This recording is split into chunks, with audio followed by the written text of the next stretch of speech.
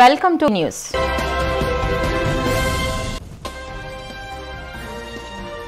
ధనిక రాష్ట్రాల కంటే ఏపీలోనే ఎక్కువ పింఛన్లు ఇస్తున్నామన్న CM Chandrababu. Doctor B R Ambedkar Konaseema జిల్లాలో పింఛన్ల పంపిణీ కార్యక్రమంలో పాల్గొన్న సీఎం.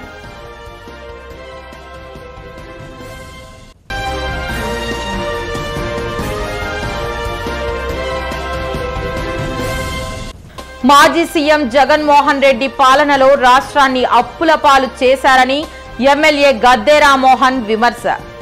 రాష్ట్రాన్ని దివాళా తీసే విధంగా గత ప్రభుత్వం పరిపాలన ఉందని ఆరోపణ.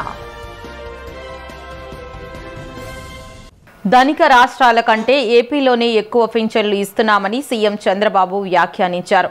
ప్రతి నెల 64 లక్షల మందికి పింఛన్లు అందజేస్తున్నామని వెల్లడించారు. గత వైసీపీ ప్రభుత్వం వితంతు పింఛన్లు ఇవ్వలేదని చంద్రబాబు విమర్శించారు. కానీ కూటమి ప్రభుత్వం 71,380 మందికి వితంతు పింఛన్లు ఇచ్చినట్లు వెల్లడించారు. మా ఆడబిడ్డలు డాక్రా సంఘాలు మీరు ఒకసారి గుర్తుపెట్టుకోవాలి. మీ అన్నగా నేనే సంఘాలను పెట్టా. ఆడబిడ్డలకు నేనే మీరు ఒక్కసారి ఆలోచిస్తే ఈరోజు దీపం పెట్టి వంట గ్యాస్ ఉచితంగా ఇచ్చా. ఇప్పుడు వంట గ్యాస్ కూడా కొనుక్కోలేమంటే మళ్ళీ ప్రతి ఒక్క ఇంటికి ప్రతి ఆడబిడ్డకి 3 సిలిండర్లు ఉచితంగా మీకు ఏర్పాటు చేస్తున్నాను. ఒక్కొక్కసారి నేను ఉచితంగా ఇస్తున్నానంటే గ్యాస్ కంపెనీలు కూడా సరిగా చేయకుండా మీ దగ్గర డబ్బులు తీసుకునే పరిస్థితి వస్తున్నారు. నేను ఇచ్చేది డబ్బులు మీకు గాని గ్యాస్ కంపెనీలకు కాదు. అందుకే ఇప్పటి నుంచి 4 నెలలకు ఒకసారి మా ఆడబిడ్డల అకౌంట్ లో ఆ డబ్బులు మీ అకౌంట్ లో వేస్తానని మరొకసారి మా ఆడబిడ్డలందరికీ హామీ ఇస్తున్నా. మా ఆడబిడ్డల ఖర్చులు తగ్గించాలని ఆలోచిస్తున్నాను. దీనికి కూడా శ్రీకారం చుడతాను. ఇంకో పక్క రోడ్లన్నీ గుంతలు పడిపోయినాయి, గోతులు పెట్టి వెళ్లారు. గుంతలన్నీ పూడ్చాం. దీనికి 1200 కోట్లు ఖర్చు అయింది. 20,000 కిలోమీటర్లు బాగు చేశాం. మళ్లీ హామీ ఇస్తున్నాం, భవిష్యత్తులో కూడా ఈ రోడ్లు సక్రమంగా మెయింటైన్ చేసే బాధ్యత ఈ ప్రభుత్వం తీసుకుంటామని చెప్పి కూడా నేను మీకు తెలియజేస్తున్నాను.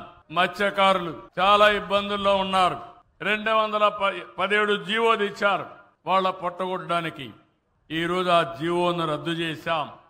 మత్స్యకారుల సేవలో వేట సమయంలో వాళ్లకు ఆర్థిక సహాయం చేయాలనే ఉద్దేశంతో ఒక్కొక్క కుటుంబానికి 20,000 రూపాయలు చొప్పున 259 కోట్ల రూపాయలు రిలీజ్ చేశాం.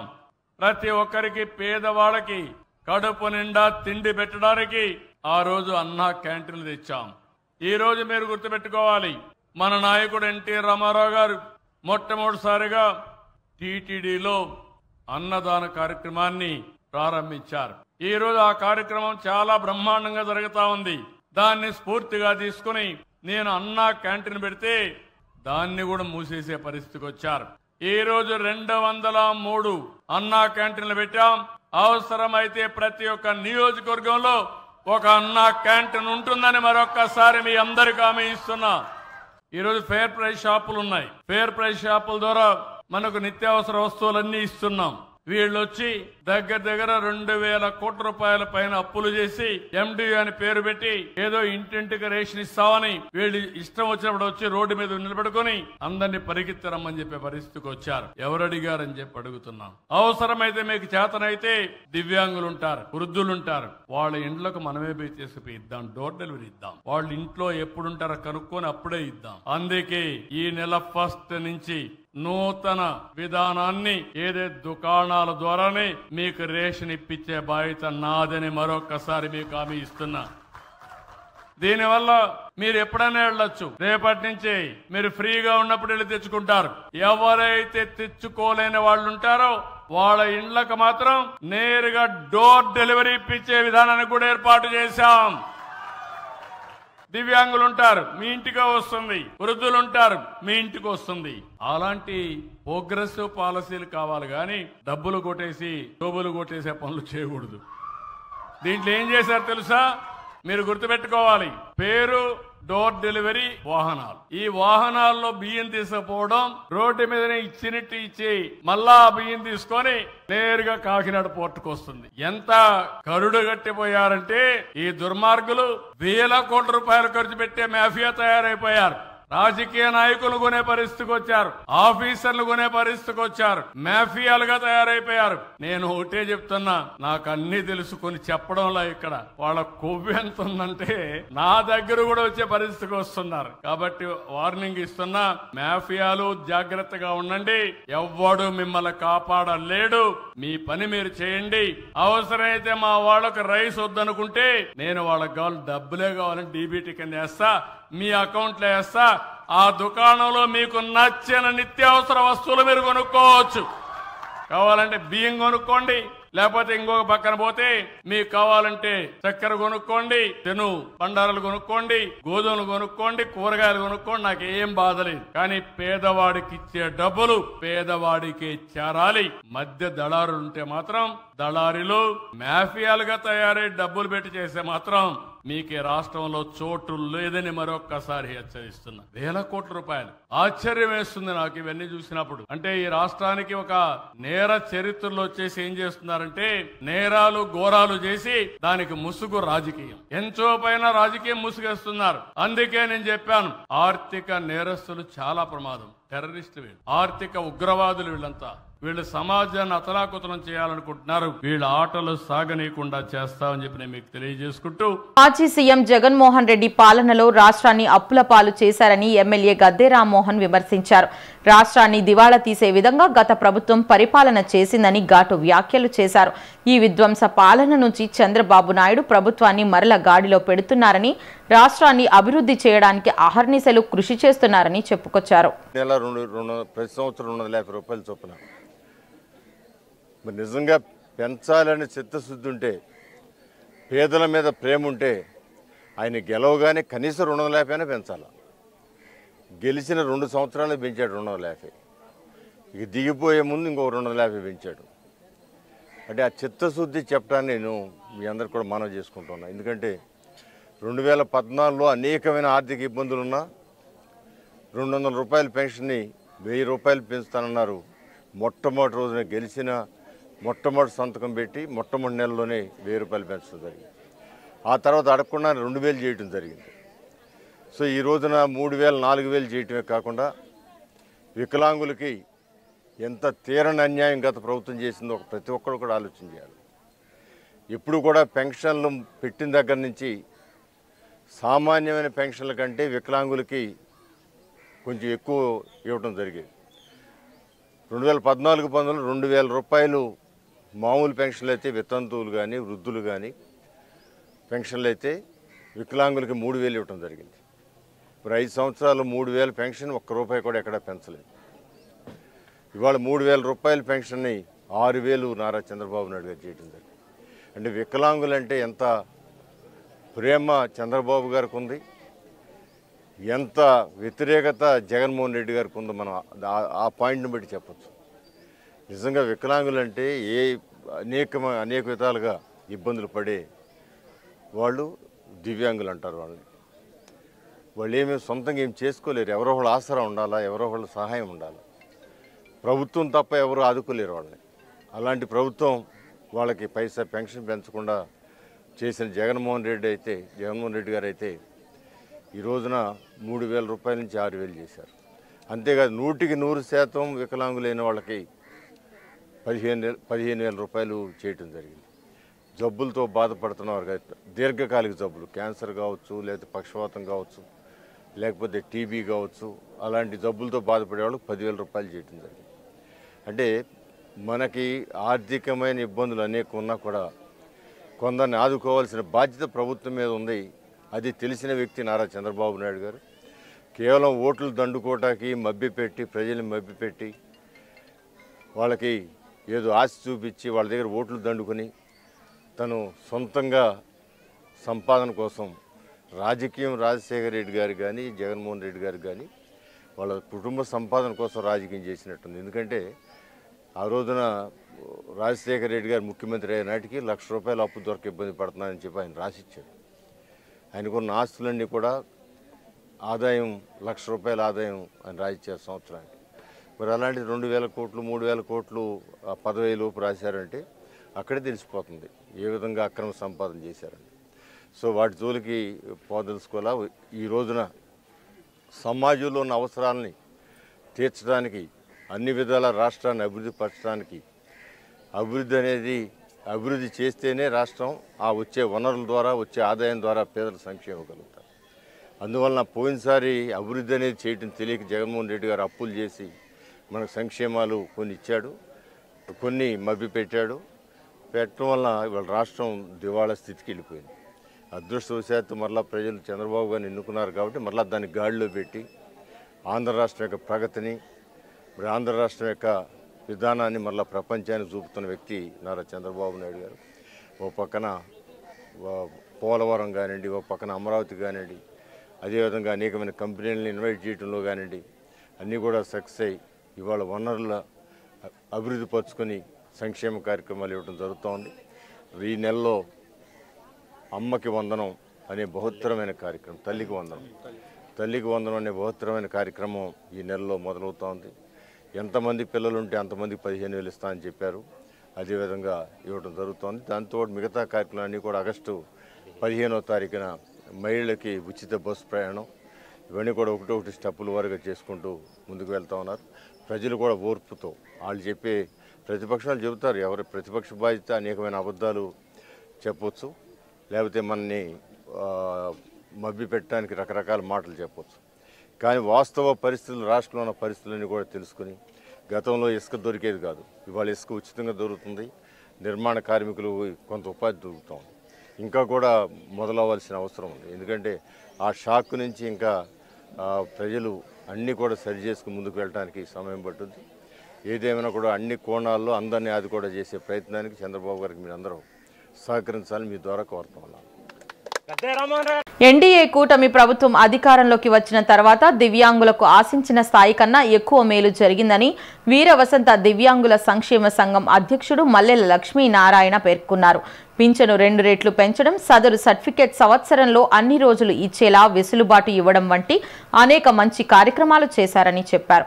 భవానీపురంలోని ఎన్డీఏ కార్యాలయంలో ఏర్పాటు చేసిన విలేకరుల సమావేశంలో ఆయన మాట్లాడుతూ ఇందుకు కృతజ్ఞతగా ముఖ్యమంత్రి చంద్రబాబును, ఉప ముఖ్యమంత్రి పవన్ కళ్యాణ్లను సత్కరించుకోవాలని భావిస్తున్నామని స్పష్టం చేశారు. ఏపీ వీరవసంత దివ్యాంగుల సంక్షేమ సంఘం రాష్ట్ర అధ్యక్షులు మల్లెల లక్ష్మీనారాయణ ఈ రోజున ఎన్డీఏ కూటమి అధికారంలోకి వచ్చి రాష్ట్ర ముఖ్యమంత్రిగా నారా గౌరవశ్రీ చంద్రబాబు గారు ముఖ్యమంత్రి అయిన తర్వాత మా దివ్యాంగ జాతికి ఆశించిన దానికంటే కూడా ఎక్కువ మేలు జరిగింది. దానికి ఉదాహరణగా ఆయనే పెంచి 3,000 రూపాయలు పింఛన్ని మళ్ళీ ఆయన వచ్చిన తర్వాత 3,000ని 6,000 చేయటం, 5,000 రూపాయలు పింఛన్ 15,000 చేయటం, అట్లాగే సదరన్ సర్టిఫికెట్ల విషయంలో 365 రోజులు కూడా మేము సదరన్ సర్టిఫికెట్లు పొందే అవకాశం కల్పించడం, ఇటువంటి మంచి పనులు ఈ యొక్క ప్రభుత్వంలో జరిగినాయి. దానికి కృతజ్ఞతగా గౌరవ ముఖ్యమంత్రి నారా చంద్రబాబు నాయుడు గారిని సత్కరించుకోవాలి. అట్లాగే ఈ కూటమి ప్రభుత్వం రావటానికి, కూటమి ప్రభుత్వానికి అండదండగా ఉండి మా జాతికి కూడా మరి మేలు చేయడానికి చంద్రబాబు గారితో మాట్లాడి మాకు మేలు చేసినటువంటి మరి గౌరవశ్రీ ఉప ముఖ్యమంత్రి పవన్ కళ్యాణ్ గారిని కూడా మేము సన్మానించుకోవాలని అనుకుంటున్నాం. వీరిద్దరూ మాకు ఈ అవకాశాన్ని కల్పించి మమ్మల్ని ఆనందింపజేయమని ప్రార్థిస్తున్నాం. అట్లాగే మా జాతికి, దివ్యాంగ జాతి, ఈ రాష్ట్రంలో అట్టడుగున ఉన్నటువంటి జాతి ఏదైనా ఉందంటే అది కేవలం అవయవ లోపంతో బాధపడుతున్నటువంటి దివ్యాంగులు మాత్రమే. ఎస్సీ ఎస్టీ వాళ్ళకి రాయితీలు ఇస్తామంటున్నారు, దానికి మాకు ఎటువంటి అభ్యంతరం లేదు. 200 యూనిట్లు ఉచిత కరెంట్ ఇస్తున్నారు. ఎన్నికల ముందు ఇచ్చిన ప్రతి హామీని అమలు చేసే దిశగా కూటమి ప్రభుత్వం పనిచేస్తోందని సెంట్రల్ ఎమ్మెల్యే బోండా ఉమామహేశ్వరరావు అన్నారు. సంక్షేమ పథకాల అమలుపై వైసీపీ నాయకులు అసత్య ప్రచారాలు చేస్తున్నారని మండిపడ్డారు. దేశంలో వికలాంగులకు 6,000 పెన్షన్ ఇస్తున్న ఏకైక రాష్ట్రం ఆంధ్రప్రదేశ్ అని పేర్కొన్నారు. ముందు తెలుగుదేశం పార్టీ ఎన్నికల్లో పోటీ చేసేటప్పుడు ఏమైతే చెప్పామో ఇచ్చిన ప్రతి వాగ్దానాన్ని నెరవేర్చే విధంగా ముందుకెళ్తా ఉన్నాం. ప్రధానమైనటువంటి వాగ్దానం పింఛన్లు.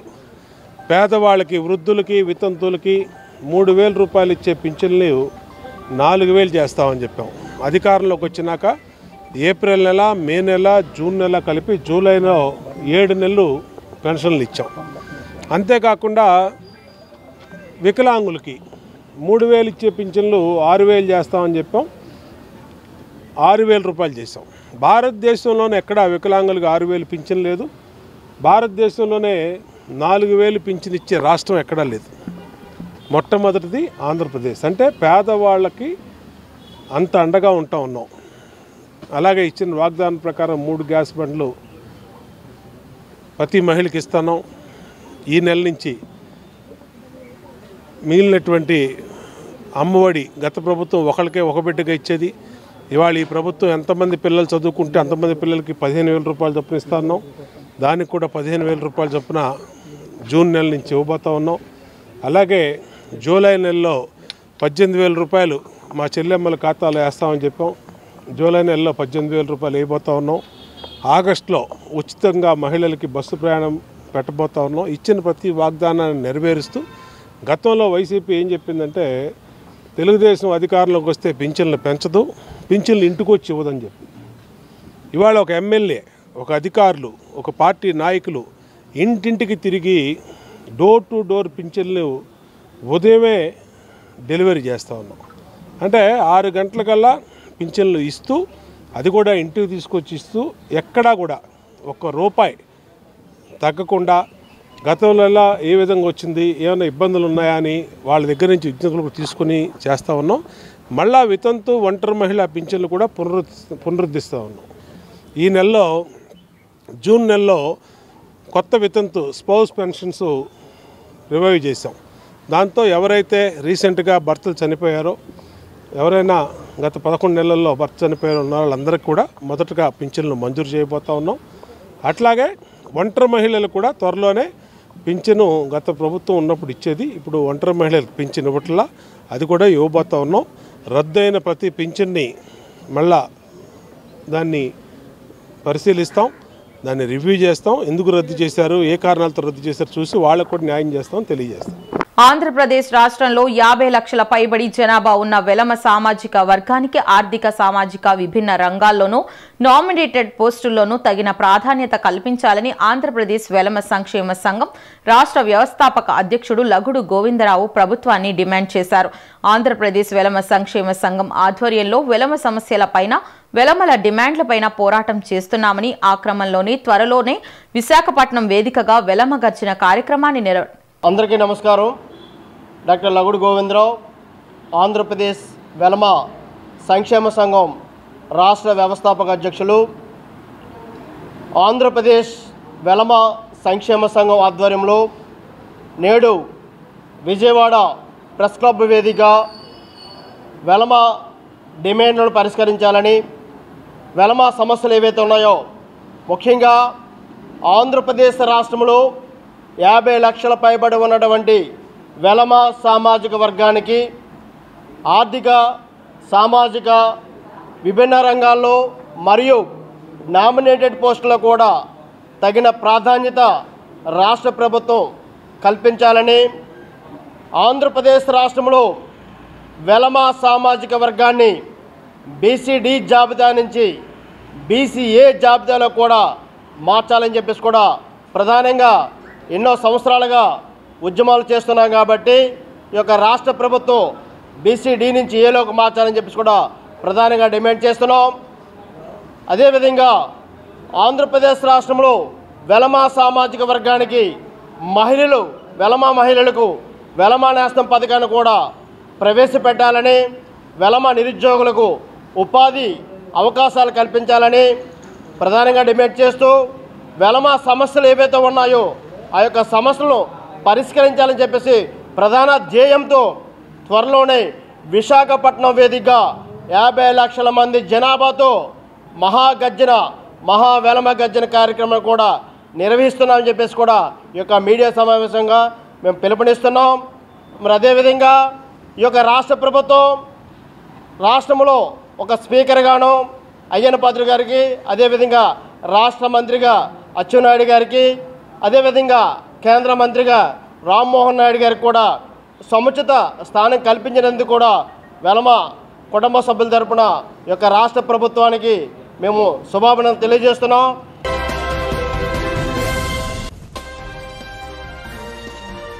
ధనిక రాష్ట్రాల కంటే ఏపీలోనే ఎక్కువ పింఛన్లు ఇస్తున్నామన్న సీఎం చంద్రబాబు.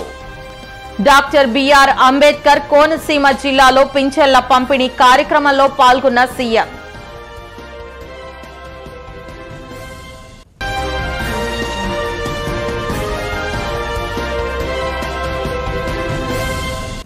మాజీ సీఎం జగన్మోహన్ రెడ్డి పాలనలో రాష్ట్రాన్ని అప్పుల పాలు చేశారని ఎమ్మెల్యే గద్దె రామ్మోహన్ విమర్శ. రాష్ట్రాన్ని దివాళా తీసే విధంగా గత ప్రభుత్వం పరిపాలన ఉందని ఆరోపణ.